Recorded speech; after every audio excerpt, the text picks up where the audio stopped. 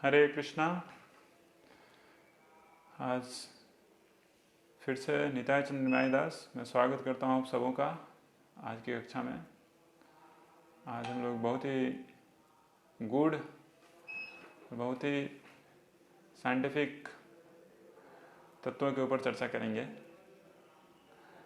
तो टॉपिक का नाम है एक्सप्लोरिंग गोलोका। तो उसके ऊपर चर्चा हम लोग करेंगे श्रीमद् भागवतम, ब्रह्म संहिता और अन्य जितने भी चैतन्य महाप्रभु के पार्षद गण हैं उन्होंने जो किताबें लिखी हैं उनको बेसिस करते हुए हम लोग आज गोलोक वृंदावन के बारे में जानने की चेष्टा करेंगे। तो इससे पहले कि हम लोग चर्चा शुरू करें, छोटा सा हरिनाम संकीर्तन करते हैं। नमो विष्णुपादाय कृष्ण पृष्ठाय भूतले श्रीमते भक्ति वेदांत स्वामी नित्य नामिने। नमो विष्णुपदाय कृष्ण पृष्ठाय भूतले श्रीमते भक्ति वेदांत स्वामी नित्य नामिने। नमस्ते सरस्वती देवे गौरवाणी प्रचारिणे निर्विशेषा शून्यवादी पाश्चात्य देशतारिणे। जय श्री कृष्ण चैतन्य प्रभो नित्यानंद श्री अद्वैत गदाधर श्रीवासादि गौरभक्तवृंद। जय श्री कृष्ण चैतन्य प्रभो नित्यानंद श्री अद्वैत गदाधर श्रीवासादि गौरभक्तवृंद। हरे कृष्णा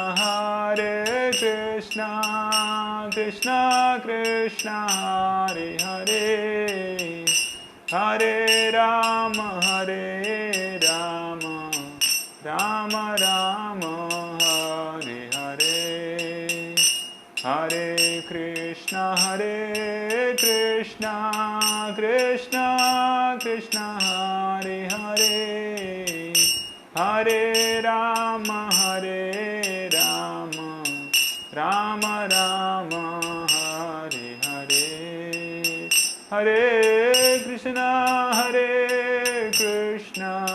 कृष्णा कृष्णा हरे हरे, हरे राम राम राम हरे हरे। हरे कृष्णा कृष्ण कृष्ण हरे हरे, हरे राम राम हरे हरे। हरे कृष्णा कृष्ण कृष्ण हरे हरे, हरे राम राम हरे हरे। हरे कृष्णा। ओम अज्ञानतिमिरन्धस्य ज्ञानाञ्जनशलाकया चक्षुरुन्मीलितं येन तस्मै श्री गुरुवे नमः। श्री चैतन्य मनोभीष्टं स्थापितं येन भूतले स्वयं रूप कदा मह्यं ददाति स्वपदान्तिकं। वन्देऽहं श्रीगुरो श्रीयुतपदकमलं श्रीगुरून् वैष्णवांश्च श्रीरूपं साग्रजातं सहगण रघुनाथान्वितं तं सजीवं साद्वैतं सावधूतं परिजनसहितं कृष्ण चैतन्य देवं श्री राधा कृष्ण पादान सहगणा ललिता श्री विशाखान्वितांश्च। नमो विष्णुपादाय कृष्ण पृष्ठाय भूतले श्रीमते भक्ति वेदांत स्वामी निति नामिने। नमस्ते सारस्वते देवे गौरवाणी प्रचारिणे निर्विशेषा शून्यवादी पाश्चात्य देश तारिणे। जय श्री कृष्ण चैतन्य प्रभो नित्यानंद श्री अद्वैत गदाधार शिवसादि गौर भक्तवृंदा। हरे कृष्णा कृष्णा कृष्णा हरे हरे, हरे राम राम राम हरे हरे। हरे कृष्णा। आप सभी भक्तों को दंडवत प्रणाम। यहाँ तक मैं देख पा रहा हूँ अशोक सोलंकी प्रभु, मोहन प्रभु, तीर्थांग निताय प्रभु, विक्की प्रभु, निरंजन प्रभु, समूह को मेरा प्रणाम। अपूर्व शर्मा प्रभु। तो क्योंकि जन्माष्टमी बस कुछ दिनों में ही आने वाली है, तो उसको ध्यान में रखते हुए अब जो कृष्ण कथा का जो मोड है वो कृष्ण की तरफ ज़्यादा ही ओरिएंटेड होता दिख रहा है। सही भक्त लोग सारी दुनिया में ज़्यादा कृष्ण के बारे में डायरेक्टली वो चर्चा कर रहे हैं। तो हम लोग ने भी सोचा कि कृष्ण के बारे में चर्चा किया जाए, स्पेसिफिकली भगवान श्री कृष्ण की जो लीलाएं हैं, पास टाइम्स हैं, जो कि गोलोक या गोकुल वृंदावन में उन्होंने की, तो उसके बारे में हम लोग श्रवण करेंगे। तो इससे पहले कि हम लोग भगवान के बारे में उनकी लीलाओं को स्मरण करें और श्रवण करें, उससे पहले गोलोक वृंदावन के बारे में श्रवण करना और उसकी जो महानता है, उसको तत्वों को समझना बहुत ही महत्वपूर्ण है। तो गोलोक वृंदावन, एक्सप्लोरिंग गोलोक वृंदावन, गोलोक वृंदावन की खोज।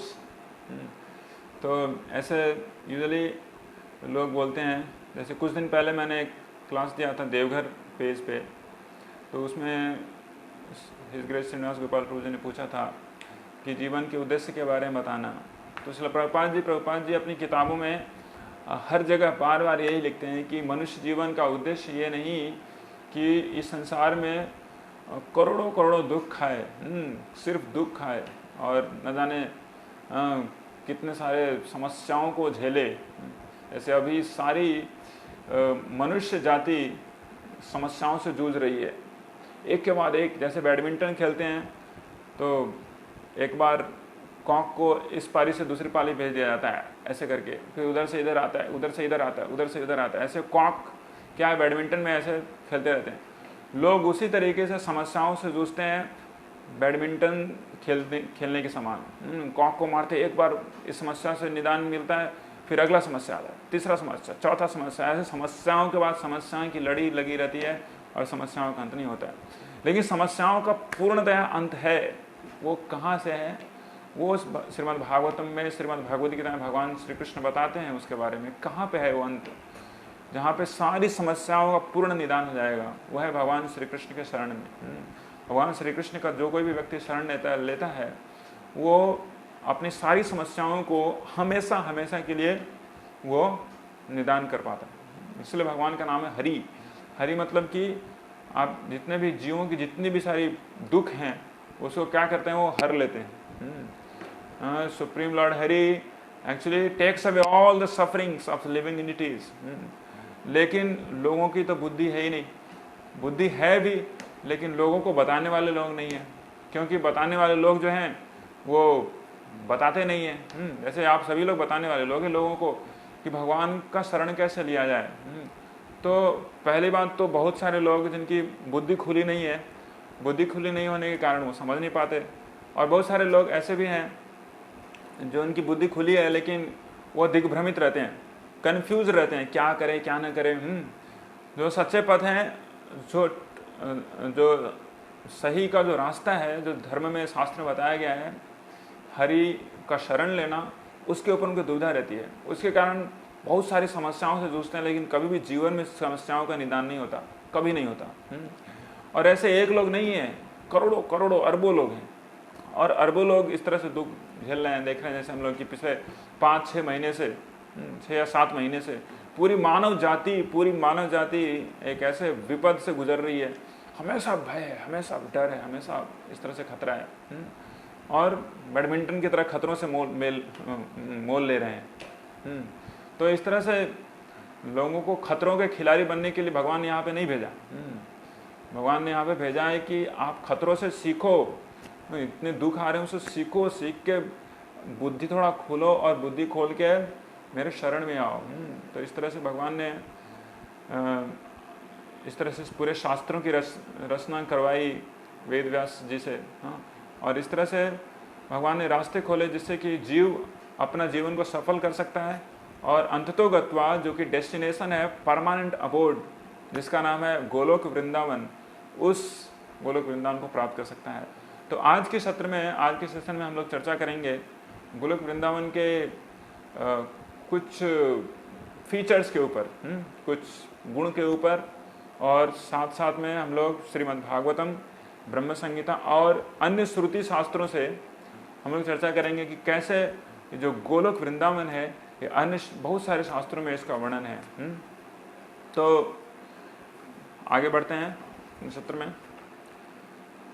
तो अभी तक हमने यही चर्चा की कि मटेरियल वर्ल्ड में सफरिंग ही सफरिंग है, सफरिंग ही सफरिंग है, उसका कोई अंत नहीं है। तो मटेरियल वर्ल्ड जो है, जड़ जगत, ये देखने से तो बहुत अच्छा लगता है कि नहीं? इतनी सारी सीनरीज हैं, इतने सारे अच्छे पेड़ पत्ते, पशु, इस तरह हर जगह घूम रहे हैं। लेकिन लोग मज़ा करने जाते हैं तो मज़ा करने के बाद बहुत दुख मिलता है, बहुत सारे दुख मिलता है। ऐसा क्यों है? सिर्फ मज़ा ही मज़ा क्यों नहीं है? या फिर ऐसा जगह भी तो होना चाहिए जहाँ पे सिर्फ मज़ा ही मज़ा हो। हाँ, तो ये सोचने की चीज़ है। लेकिन यहाँ पे अगर हम लोग भगवान को छोड़ के, भगवान को भुला के अगर मज़ा करना चाहेंगे तो मज़ा नहीं मिलता। क्या मिलता है? उसका उल्टा मिलता है, सजा मिलता है। तो क्या आप लोग जानना चाहते हैं गोलोक वृंदावन के बारे में साइंटिफिकली, शास्त्रों से? तो प्लीज़ अपने जो आपका जो टेक्स्ट बॉक्स है, कमेंट बॉक्स, उसमें लिखें हरे कृष्णा लिखें, उसके बाद मैं आगे बढ़ूंगा। तो आपकी अनुशंसा और सम्मति से मैं आगे बढ़ना चाहता हूँ। तो please write down Hare Krishna in the comment box, so then we will go ahead. तो यह जो मटेरियल वर्ल्ड है, मटेरियल वर्ल्ड बहुत अच्छा दिखता है, लेकिन अगर भगवान को भूल के अगर कोई भी जीव मज़ा करना चाहता है तो उसको सजा मिलता है। इसका चर्चा 10th कैंटो में, 10th कैंटो के 14th चैप्टर में 22nd श्लोक में वर्णन किया गया है। तस्मादिदं जगदशेषम् असत्स्वरूपं स्वप्नाभम् अस्तधिष्णं पुरु दुःख दुःखं त्वय्येव नित्यसुखबोधतनावनन्ते मायात उद्यदपि यत्सद इवावभाति। तो बोला गया है, सुखदेव गोस्वामी बोलते हैं, ब्रह्मा जी बोल रहे हैं कि तस्माद इदम जगत अशेषम असत स्वरूपम। तो ये जो जगत है ये असत स्वरूप है, मतलब कि सत मतलब परमानेंट, असत मतलब टेम्परेरी। भगवान के जो सत धाम है, जो इटर्नल अबोर्ड है भगवान श्री कृष्ण का, उसका असत स्वरूप है ये मटेरियल वर्ल्ड में। जैसे भगवान का निज धाम है जो कि परमानेंट है, हमेशा रहता है, उसमें कभी विनाश नहीं होता, लेकिन इसका ये कौन सा रूप है? छाया रूप। वही यहाँ पे वर्णन किया गया, तस्माद इदम जगत अशेषम असत स्वरूपम स्वप्नाभम अस्तधिष्णम पुरु दुःख दुःखम। और यह स्वप्न के समान है, मतलब कि भगवान की जैसी वहाँ पे भगवान की अपनी जो धाम है उसका छाया के समान है, और ये स्वप्न के समान है। जैसे स्वप्न में हम लोग कभी कभार बड़े बड़े कैसल या फिर ऐसे ऐसे जगहों पे जाते, कभी जीवन में देखा ही नहीं, और उसके बाद और कभी कभी भय होता है। कभी कभी आप देखेंगे अपने सपने में कि कभी भूत का भय आता है, कभी बाघ दौड़ाता है, और इस तरह से न जाने कितने, और जैसे नींद टूटती है वैसे ही सब कुछ क्लियर हो जाता है कि नहीं ऐसा तो कुछ है नहीं, है कि नहीं। तो उसी तरीके से ये जो मटेरियल वर्ल्ड है, मटेरियल वर्ल्ड में जो कुछ भी लोगों को मिल रहा है वो एक्चुअली पहली चीज़ तो असत है, टेम्पररी है, और दूसरा है कि वो परमानेंट नहीं है और इल्यूजरी मतलब क्या? मायावी शक्तियों के कारण वो दुख भोग रहे हैं, एक्चुअली उनके लिए दुख नहीं है। स्वप्नावम अष्टधिष्णम पुरु दुःख दुःखम, और इस तरह से बहुत दुख खा रहे हैं। तो ये व नित्य सुख बोध तनावनन्ते मायात उद्यदपि यत् सद इवाव भाति। तो ये संसार रियल इसलिए दिखता है क्योंकि real spiritual world Golok Vrindavan का क्या है? ये अवभाति है, छाया है, बस एक छोटा सा छाया है। मायात उद्यत अपियत सद इवाव भाति। तो इस तरह से जो स्पिरिचुअल गोलोक वृंदावन जो कि पूर्ण रूप से आनंद से भरा हुआ है, हमेशा सत हमेशा परमानेंट है, इटर्नल है, परमानेंट है और हमेशा कॉग्निजेंट है और पूर्ण आनंद से भरा हुआ, उसका ये परछाई है। और परछाई होने के नाते यहाँ पे क्या है, पूरा दुखम, बहुत सारी सफरिंग, बहुत सारी सफरिंग। लेकिन ऐसा ही नहीं है कि जहाँ पे सफरिंग है तो इसका कोई उपाय नहीं है, उपाय भी है, क्योंकि शास्त्र में बताया गया है। बुद्धिमान लोग जो होते हैं वो उस जगह को प्राप्त करना चाहते हैं और यहाँ तक कि उस जगह की अनुभूति इस मटीरियल वर्ल्ड, जड़ जगत में रहते हुए भी वो कर पाते हैं। तो हम लोग आगे बढ़ते हैं कि जो वृंदावन है ये कितना महान है, कितना महान है, उसके बारे में श्रीमद् भागवतम में, अन्य शास्त्रों में भी इसकी चर्चा की गई है। तो श्रीमद् भागवतम में इसकी चर्चा है कि ब्रह्मा जी जो कि पूरे संसार के सेकेंडरी क्रिएटर है, सबसे पहला व्यक्ति जो कि इस संसार में जन्म लिए, उनका नाम है क्या, लॉर्ड ब्रह्मा। और भगवान ब्रह्मा भी भगवान की वृंदावन लीलाओं को देख के पूर्ण रूप से विमोहित हो गए और वो चाहते थे कि हम भगवान की सेवा में आएँ, लेकिन उनको सेवा में या फिर वृंदावन धाम में उनकी जो प्रवेश वो रोक दिया गया, वो नहीं आ पाए। तो इसलिए ब्रह्मा भी भगवान की उस वृंदावन धाम को देखना चाहते हैं और वहाँ पे भगवान के साथ लीलाएं करना चाहते हैं।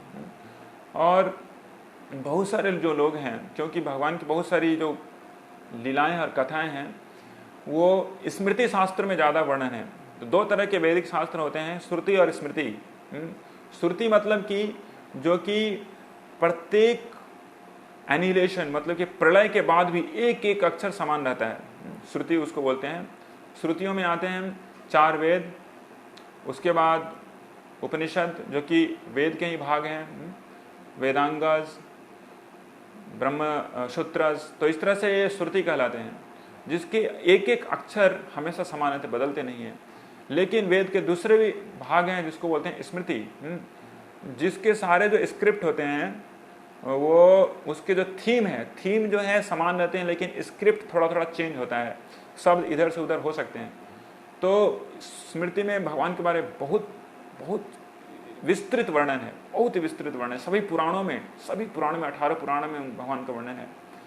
और इस तरह से बहुत सारे लोग जो हैं, लोग बोलते हैं कि ये स्मृति पुराण में ही वर्णन है, इसलिए भगवान को नहीं मानते हैं। नहीं, श्रुति में भी बहुत जगहों पे भगवान कृष्ण का वर्णन है। श्रुति में भी बहुत सारी ऐसी जगहों पे भगवान श्री कृष्ण का वर्णन है। तो हम लोग उन श्रुति शास्त्रों से भी चर्चा करेंगे। यहाँ तक कि बृहद अरण्यक उपनिषद जो कि एक श्रुति है, बृहद अरण्यक उपनिषद में ये श्रुति स्मृति भगवान से ही निकली है, निश्चित है, उसके बारे में वहाँ पे पूर्ण रूप से पुष्टि की गई है।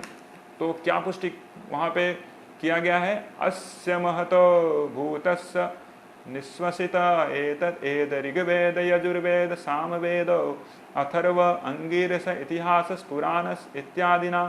तो साफ साफ यहाँ पे बताया गया है कि अस्य महतो भूतस्य निश्वसितो, तो भगवान नारायण के सांस के साथ सारे वेद शास्त्रों का उत्पत्ति हुई है, सारे वेद शास्त्रों की उत्पत्ति हुई है। और उन वेद शास्त्रों में क्या क्या है यहाँ पे साफ साफ बताया गया, ऋग्वेद, यजुर्वेद, सामवेद, अथर्व, अंगिरस, इतिहास, पुराण। तो इतिहास और पुराण ये भी भगवान के सांस से ही निकला है। जैसे ऋग्वेद, सामवेद, यजुर्वेद, अथर्व, अंगिरस सभी भगवान के निश्रित जो सांस है उससे निकली है, उसी तरीके से इतिहास, पुराण ये भी भगवान की सांस से ही निकली है। तो इसमें कोई दो राय नहीं है कि अगर स्मृति शास्त्रों से अगर हम भगवान के बारे में सुनते हैं तो उसमें शंका करनी चाहिए, बिल्कुल नहीं। तो कैसे श्रुति शास्त्रों में स्पेसिफिकली ऋग्वेद में भी भगवान कृष्ण का उस गोलोक वृंदावन का बहुत ही विस्तृत रूप से वर्णन किया गया है। ऋग्वेद में बोला गया है, तम तावम वस्तुनि उस्मसी गमध्यई यत्र गाव भूरि श्रृंगायाशः अत्राह तद उर्गायस्त कृष्ण परमं पदम अवभाति भूरि। तो ऋग्वेद में साफ साफ बताया गया क्या, तम वम वस्तुनि उस्मसी गमध्यई, मैं उस क्षेत्र को मैं प्रणाम करता हूँ, यत्र गावो भूरि श्रृंगा आयाश, जहाँ पे गावो मतलब कि काउज, गाय, काउज, जहाँ पे बहुत सारी गायें हैं और जिनके सिंग, horns of the cows are very nicely anointed with gold और इट्स प्लेटेड विथ गोल्ड, मतलब कि भूरी, उनके सिंग बहुत ही सुंदर हैं। ऐसी जगह को मैं प्रणाम करता हूँ। भूरी श्रृंग आयाशः अत्राह तद उर्गायस्य कृष्ण, और वहाँ पे कौन रहते हैं? उर्गाय, देवताओं में सबसे श्रेष्ठ, देवताओं में सबसे श्रेष्ठ भगवान श्री कृष्ण वहाँ पे निवास करते हैं। और वो कैसा धाम है? वो क्या है? परमम पदम, वो परम पद है, सबसे टॉप मोस्ट, सबसे ऊपर जो धाम है वो कहलाता है गोकुल या फिर गोलोक वृंदावन। परमम पदम यद अवभाति भूरी, परमम पदम वो सबसे टॉप क्लास पद है, पोजीशन है। अवभाति भूरी, बहुत ही सुंदर है, बहुत ही रमणीय है। तो इस तरह से ऋग्वेद में इसका वर्णन है। ये जो श्लोक है वो ऋग्वेद में आता है। तो ऑफकोर्स हम लोग जानते हैं ब्रह्म संगीता में भगवान ब्रह्म खुद बोलते हैं, गोलोक नाम निज धाम नितले च तस्य देवी महेश हरिधामसु तेषु तेषु ते ते प्रभावन श्रिया विहितश्चयेन गोविंदमादि पुरुषम तमहम भजामि। तो ब्रह्मा जी बोल रहे हैं कि गोलोक नामनि निज धामनि, गोलोक नाम का जो धाम है वो भगवान श्री कृष्ण का निज धाम है। निज धामनि तले च तस्या, और उसके नीचे क्या है? गोलोक नामनि निज धामनि तले च तस्या देवी धाम। जिस धाम में हम लोग रहते हैं उसको बोला गया देवी धाम। देवी धाम, देवी उसके ऊपर है महेश धाम, देवी महेश, और उसके ऊपर है वैकुंठ जिसको बोलते हैं हरिधाम। देवी महेश हरिधामसु तेसु तेसु, इस तरह से एक के बाद एक है। और लेकिन सबसे ऊपर में क्या है? गोलोक नामनि निज धामनि, भगवान श्री कृष्ण का निज धाम है। गोलोक नामनि निज धामनि तले च तस्या। तो इस तरह से ये जो गोलोक वृंदावन धाम है वो सभी शास्त्रों में, सिर्फ स्मृति में ही नहीं, श्रुति शास्त्रों में उसका वर्णन है।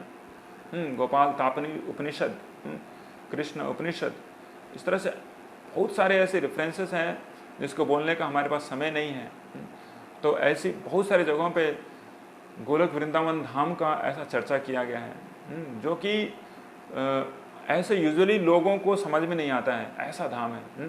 तो हम लोग आगे बढ़ते हैं। श्रीमद् भागवतम में जब भगवान श्री कृष्ण गोलोक वृंदावन, यहाँ पे वृंदावन वाले गोलोक वृंदावन में लीलाएं कर रहे थे, तो पहले वो गोकुल में थे। और गोकुल में जब वहाँ पे कंस के द्वारा भेजे जाने वाले बहुत सारे ऐसे दानव, दुष्ट लोग, जैसे पहली पूतना, उसके बाद तृणावर्त, उसके बाद सक्तासुर के बाद फिर से भगवान श्री कृष्ण ने वो डामबंद की लीला की। और दो जो पेड़ थे वहाँ पे, यमलार्जुन पेड़, उसको उन्होंने जोर से गिरा दिया। लेकिन ये सारी लीलाओं को होने के बाद जो भगवान श्री कृष्ण के वहाँ पे भक्त थे, भगवान श्री कृष्ण के पिताजी नंद बाबा, उपनंद और जितने भी बड़े बड़े जो मतलब एल्डर लोग थे, उन्होंने मीटिंग करके वहाँ पे सोचा कि यहाँ पे बहुत सारा डिस्टर्बेंस हो रहा है, तो गोकुल से कुछ दूसरी जगह जाया जाए। तो उन्होंने वृंदावन, एक दूसरा जगह जो कि मतलब कि थोड़ी दूर पे था, वहाँ पे उन्होंने जाने के लिए प्रस्तुति ली।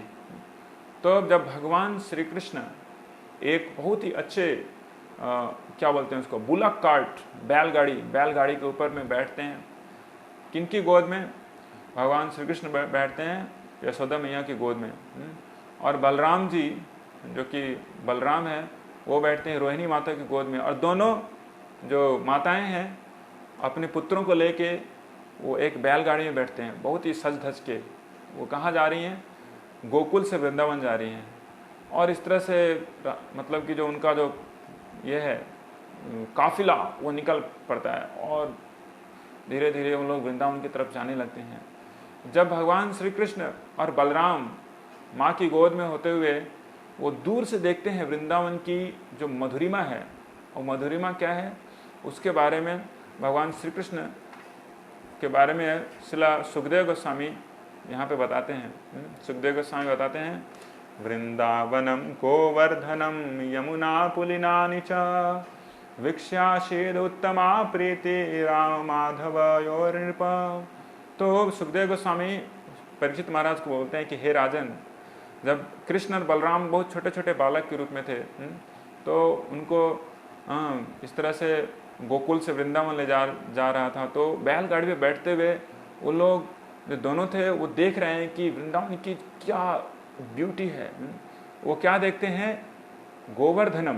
वो पहली चीज देखते हैं क्या है? वो गोवर्धन। गोवर्धन एक पहाड़ है, जो कि पहाड़ मतलब कुछ ऐसे जगहों पे होता है जहाँ पे बहुत सारे पहाड़ हैं, लेकिन वृंदावन में एक ही पहाड़ है जिसका नाम है गोवर्धन। और गोवर्धन के बहुत सारे ऐसे छोटे छोटे श्रृंग हैं, चोटियाँ हैं। तो अब तो गोवर्धन नीचे आ गई है, लेकिन उस समय बहुत बहुत विशाल था गोवर्धन, बहुत विशाल, योजनों ऊंचा और योजनों चौड़ा था। तो सबसे पहला चीज भगवान कृष्ण और बलराम देखते हैं क्या? गोवर्धन। गोवर्धन सब दूर से ही गोवर्धन दिखता है उनको। गोवर्धन यमुना पुलिलानी च, और यमुना दिखता है। बाद में फिर यमुना दिखता है, पूरी यमुना के जो बैंक्स हैं, यमुना की जो किनारे, वो देख पाते हैं। और विख्यात उत्तमा प्रीति राम माधव और कृपा, और वहाँ पे बहुत सारे पेड़ हैं।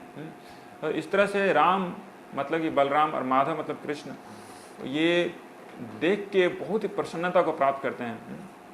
तो इस तरह से गोवर्धन जो है, गोवर्धन, यमुना, ये जो है बहुत ही और जो वहाँ पे वन है, ये तीन जो चीज़ें हैं ये बहुत ही रमणीय हैं, और यही बनाते हैं किसको? गोलोक वृंदावन को या फिर गोकुल वृंदावन को। तो हम लोग अभी वृंदावन में गोवर्धन और यमुना के बारे में चर्चा करेंगे। उसके बाद हम लोग अगले दिन अन्य चीज़ों के बारे में चर्चा करेंगे, भगवान की जो लीलाएं वहाँ पे हुई है उसको शॉर्ट में चर्चा करेंगे। तो गोवर्धन के बारे में बताया गया है कि गोवर्धन एक ऐसा पहाड़ है जिसकी बहुत सारी चोटियाँ हैं, वो हमेशा भगवान की सेवा में रत रहता है। गोवर्धन पहाड़ कैसे भगवान की सेवा कर सकता है, उसके बारे में श्री जीव गोस्वामी बताते हैं, बहुत ही विस्तृत वर्णन इसका बताते हैं। और गोवर्धन के पास एक नदी है या फिर एक कुंड है जिसको बोला जाता है मानसी गंगा। और वो मानसी गंगा के बारे में श्री जीव गोस्वामी बताते हैं, मानसी गंगा बताया जाता है कि गोवर्धन से अलग है, लेकिन वो जीव गोस्वामी बताते हैं कि मैं तो जानता हूँ कि भगवान श्री कृष्ण का जो प्रेम है, जो प्रेम की जो अश्रु बहने लगी थी, उससे क्या मानसी गंगा का निर्माण हुआ है। तो इस तरह से भगवान श्री कृष्ण की जो अश्रु जल से वो मानस गंगा का निर्माण हुआ है। और गोवर्धन के पास में दो कुंड है, श्री राधा कुंड और श्री श्याम कुंड, तो वो भी भगवान श्री कृष्ण को और श्रीमती राधा रानी को बहुत ही प्रिय है। तो गोवर्धन की क्वालिटीज़ के बारे में बताया गया है शास्त्रों में, तो मैं उसके बारे में थोड़ा पढ़ना चाहूँगा आप लोगों के लिए। तो यहाँ पे बताया गया है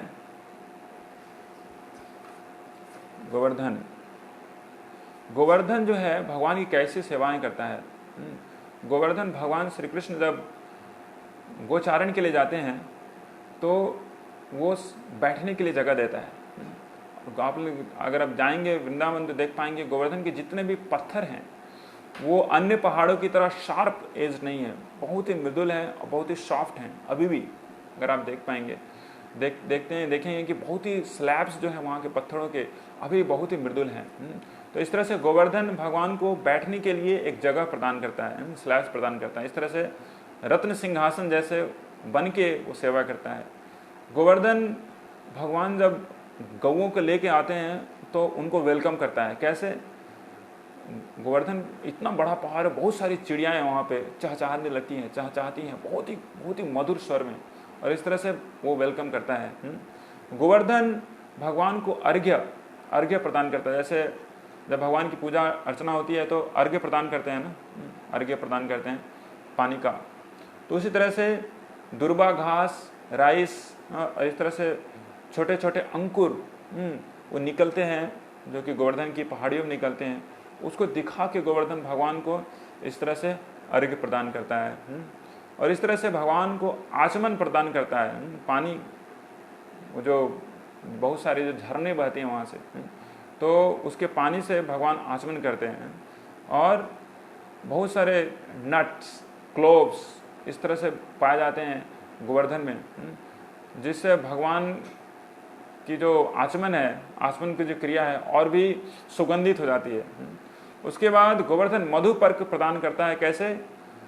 उस पहाड़ पे, गोवर्धन पर्वत पे चरने वाली जितनी गायें हैं वो दूध प्रदान करती हैं, और इस तरह से वो घी, योगर्ट, दही और इस तरह से हनी, जो कि गोवर्धन के बहुत सारे जो पेड़ हैं उसमें से हनी निकलती है, इस तरह से सब कुछ मिलाने से मधुपर्क बनता है और उस मधुपर्क को प्रदान करती है। उसके बाद गोवर्धन क्या करता है, जितने भी सारे जो स्ट्रीम्स आती हैं, झरने आते हैं उसके पीक से, उसको, वो झरनों को हवा की झोंकों से टकराते हुए एक बहुत ही अच्छा मधुर, क्या बोलते हैं उसको, एक इन्वायरमेंट या फिर बहुत ही एक अच्छा माहौल बनाता है गोवर्धन। इससे भगवान को वो स्नान करवाता है, बहुत ही सुमधुर स्नान करवाता है।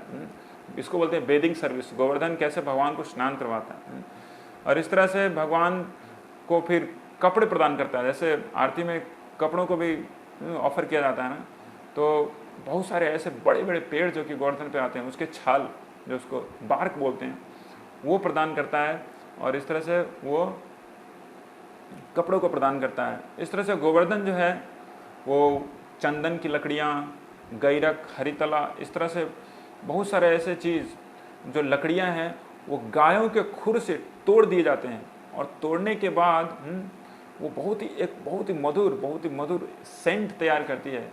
इससे वो भगवान को सेंट भी प्रदान करता है। तो इस तरह से हम लोग देखते हैं कि कैसे गोवर्धन कितनी अच्छे से भगवान की पूजा करता है। इस तरह से गोवर्धन में रहने वाले बहुत सारे फूल जो कि बहुत ही सुगंधित होते हैं, और उस फूलों को सूंघ के भगवान को क्या प्रदान करता है गोवर्धन? वो सेंट प्रदान करता है, वो फूल प्रदान करता है। जैसे फ्लावर्स ऑफरिंग होती है भगवान की। तो इस तरह से गोवर्धन के रास्तों पे बहुत सारी गैयाएँ, बहुत सारी गायें जब चलती हैं, तो देवदारू, अगुरु ऐसे पेड़ों को तोड़ते हुए वो चलती हैं। जब तोड़ती है तो उससे सुगंध निकलता है, उससे वो सुगंध एक वैसा ही सुगंध है जैसे कोई अगरबत्ती लगाता है भगवान को। तो इस तरह से जो गोवर्धन जो है वो भगवान को ये इंसेंस स्टिक का ऑफरिंग करता है।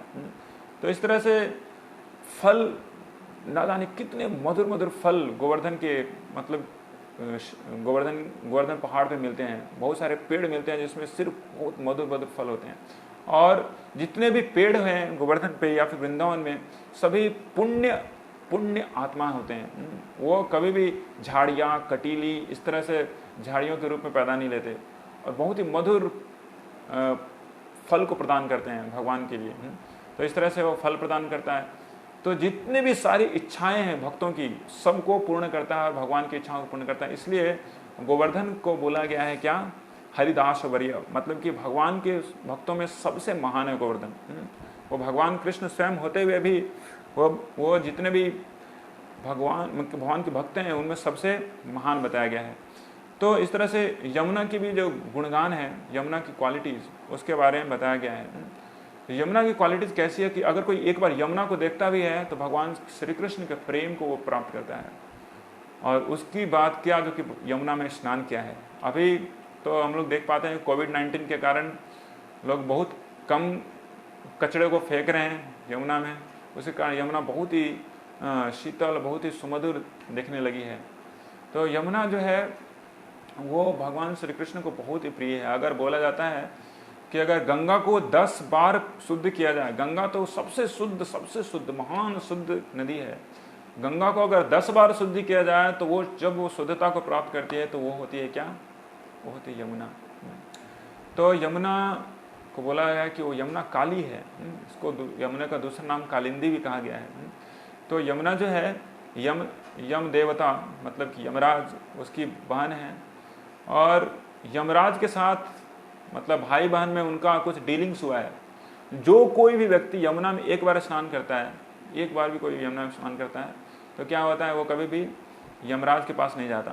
तो यमुना देवी ने अपनी भैया, मतलब अपने ब्रदर से ये डीलिंग की है कि देखो भाई, मेरे नदी में मेरे में जो कोई भी टच करेगा या फिर देखेगा भी, उसका कभी भी यमलोक में प्रस्थान नहीं होगा, वो कभी भी यमलोक नहीं जाएगा। तो भगवान श्री कृष्ण के शुद्ध भक्त जब कृष्ण की भक्ति में अभिभूत होके उस यमुना में स्नान करते हैं तो उसके कारण वो यमुना क्या है, वो काली हो जाती है। भगवान Shri Krishna this is actually the beauty of Krishna consciousness. तो इस तरह से यमुना भी वृंदावन में है, जो कि बहुत ही मधुर है और भगवान श्री कृष्ण को बहुत ही वो न जाने कितनी सारी लीलाओं में वो सहायता करती है भगवान श्री कृष्ण की। तो यह यमुना, और एक तरह का पेड़ जो कि सिर्फ यमुना में, सिर्फ वृंदावन में ही पाया जाता है, उसको बोलते हैं भांडीर। भांडीर जो कि बिल्कुल बरगद के पेड़ के समान होता है। और बरगद के पेड़ में जो ऊपर से लताएं गिरती हैं, ऊपर से जो लताएं की तरह जो जड़ें गिरती हैं, उसी तरह से भांडीर के पेड़ में भी वैसी जड़ें गिरती हैं और बहुत ही विस्तृत होता है। इसलिए 12 वनों में एक वन का नाम है भांडीर वन। और भांडीर वन जो है, और उसमें भांडीर का जो पेड़ है वो भगवान को बहुत सुख प्रदान करता है, बहुत सुख। उसकी जो बड़ी बड़ी जटाएं जैसे जो जड़ें ऊपर से निकलती हैं नीचे, वो इतनी विस्तृत होती हैं कि उसमें जो भगवान श्री कृष्ण और उनके जो सखाएं होते हैं वो क्या, उसको झूला बना के उस पर झूलते हैं। और उसके जो तनाएं, उसकी जो ब्रांचेज हैं, उसकी शाखाएं इतनी चौड़ी होती हैं कि जब गोचारण लीला में भगवान जाते हैं तो उसकी शाखाओं के ऊपर आराम से विश्राम कर सकते हैं। उसके बाद उनकी वो जो जटाएं जो ऊपर से गिरती हैं उसको पकड़ के भगवान श्री कृष्ण के सखा लोग, भगवान श्री कृष्ण यहाँ तक कि यमुना को पार कर जाते हैं। तो हम लोग देखते हैं कि बहुत सारे काल्पनिक ऐसे बहुत सारे लोग काल्पनिक, जैसे मोगली, इस तरह का मतलब उन्होंने कॉन्सेप्ट करके इस तरह से बनाया था, लेकिन सब कुछ जो कि भगवान श्री कृष्ण की लीलाओं से उन्होंने कॉपी पेस्ट किया। तो ऐसे जटाओं को पकड़ के एक एक करके वो पूर्ण रूप से यमुना को क्रॉस कर जाते हैं। और इस तरह से वो जो भांडीर वन है, भांडीर जो वृक्ष है, वो भगवान श्री कृष्ण की लीलाओं में उनको बहुत प्रसन्नता प्रदान करता है। तो हम लोग जानते हैं ब्रह्म संगीता में बहुत ही महत्वपूर्ण, बहुत ही फेमस श्लोक है। श्रिया कांता कांता कल्प तरवो ध्रुवा भूमि चिंतामणि गणमयी तोयम अमृतम कथा गानम नाट्यम गमनम अपि वंश प्रिया सखी चिदानंदम ज्योति परम अपि आस्वादम अपि च सयत्र शराब्दी सुरभिभ्यस्त सुमहान निमेषार्धक्यो वा व्रजति नहीं यत्रापि समयः।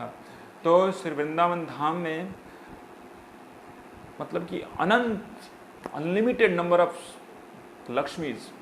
तो लक्ष्मी जैसा हम लोग समझते हैं, बहुत ही ग्रेव और बहुत ही स्प्लेंडरस फीचर ऑफ फेमिनिन ब्यूटी अगर बोला जाए तो वो लक्ष्मी कहा जाता है। लेकिन जो गोलोक वृंदावन में जितने भी भगवान के पार्षद हैं वो लक्ष्मी सभी बहुत ही ज़्यादा सौंदर्यवान होती हैं।